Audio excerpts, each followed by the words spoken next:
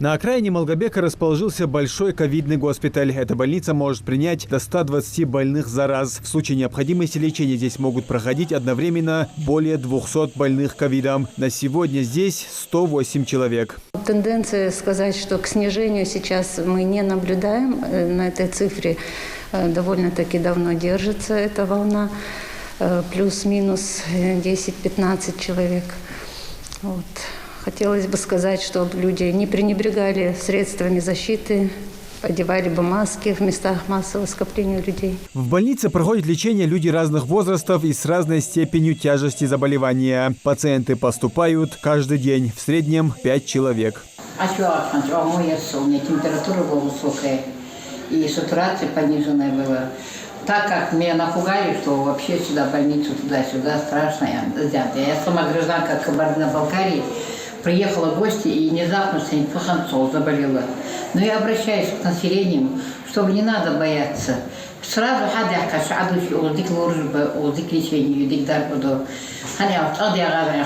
я неделю сидела дома, пока мне плохо не стало. В больницу? 23-й день я в больнице лежал. Я 7 дней дома лежал, время упустил. Надо было мне просто вовремя обратиться. Как я сюда пришел, мне сразу стало облегчение намного. Я уже почти 2 недели лежу. Поступить вечером УРС. Я сама, честно говоря, лежала 2-3 дня дома. Думала, пойти, не пойти. Думала, отойду. В Малгобекской ЦРБ, как и по всей республике, сейчас борются с 4-й волной коронавирусной инфекции. И если во время первых 2 тяжело болели пожилые люди, сейчас инфекции подвержены и молодые. Болезнь протекает довольно-таки сложно, тяжело. В основном люди переболевают в средней степени тяжести, но есть случаи и тяжелой формы, и даже среди молодых людей. Люди поступают самых разных возрастов, не сказать, что это пожилые или наоборот. И такие, и взрослые, и молодые поступают. Не сказать, что вот именно вот таких больных больше.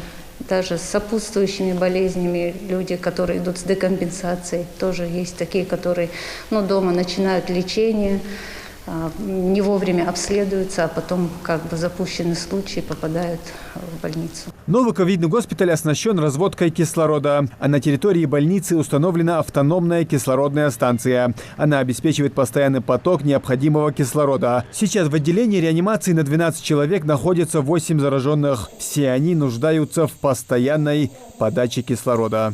Кислород подведен к большинству коек. К большинству, если у нас 120 развернутых коек, 80 коек подведено к кислороду. Постоянно дежурят кислородчики, которые меняют по мере опустошения. Эти баллоны меняются, ни на секунду не останавливаются. Не бывает, что без кислорода в какой-то период, даже минуты, 2 минуты не бывает. Изначально здание госпиталя строилось как психоневрологический диспансер. Однако этим летом число заболевших коронавирусной инфекцией резко возросло, и инфекционное отделение в Малгобекской ЦРБ уже не справлялось с большим потоком больных. И в августе всех зараженных перевели сюда. Муслим Ганиев, Акрамат Дасхоев, Новости 24.